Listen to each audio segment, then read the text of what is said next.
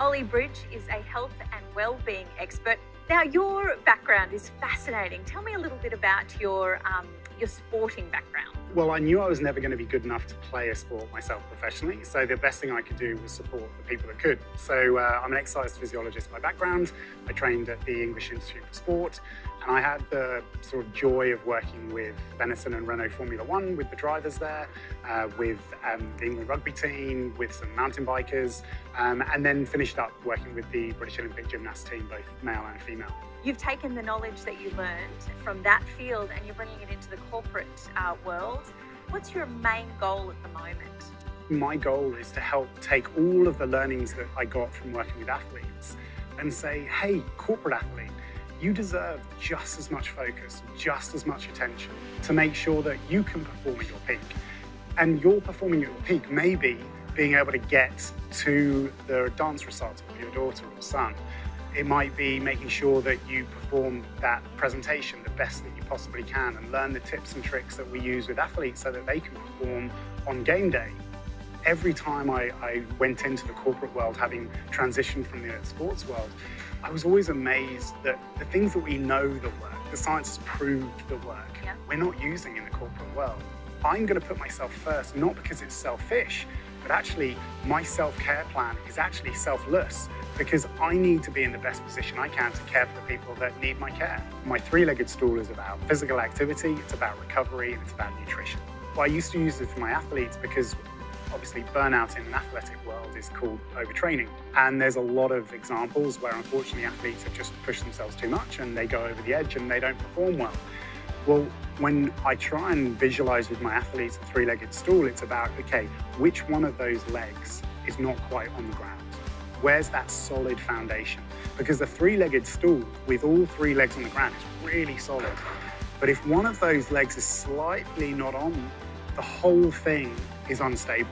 I would like to ask everyone to stand up again, because there was some research that came out of Oxford Uni that showed that if you split your 8-hour working day and stand for 4 of those hours, not non-stop, but broken throughout the 8-hour day, it's the metabolic equivalent for the whole year of doing 10 marathons. So each of you in the pharmacy trade, in terms of being on your feet more, you're doing 10 marathons a year. So give yourselves a round of applause. So when we get to that point where we're actually priming our brains to think more positively, we also need to give it the time to recover and rest in our sleep. And in sport, we know from the researchers out there, really sleep is one of the most powerful performance enhancers that we have.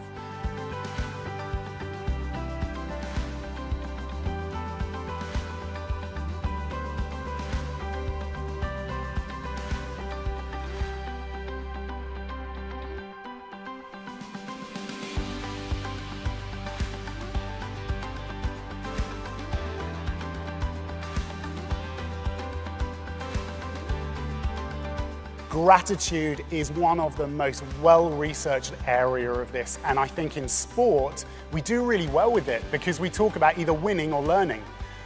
But I don't really see that being said that much in the corporate world. And unfortunately our brains are a little bit like Velcro for the negative and a bit like Teflon for the positive.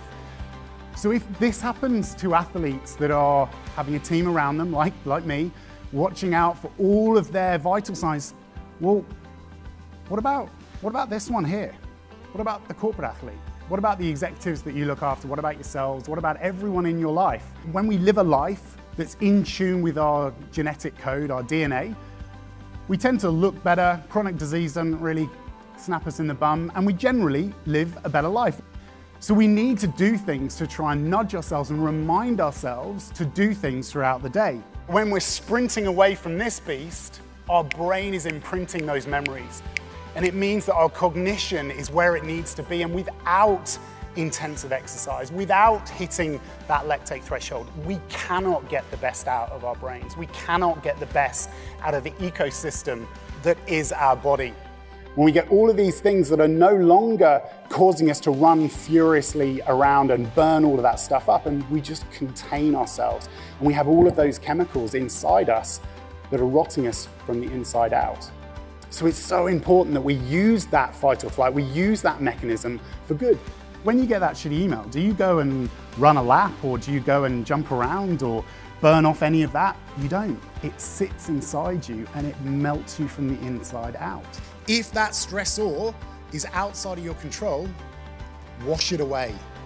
Don't spend time worrying about it, fretting about it, dealing with it, because you can't control it. Most of these corporate athletes were more interested in the battery on their phone than they were their inner battery, their own self-care protocol, the way they were feeling. Actually, how often were they checking in on themselves rather than looking on their phone screen and seeing how much battery they've got left? You have a huge, huge impact in the happiness, in the health status of the people that matter to you the most.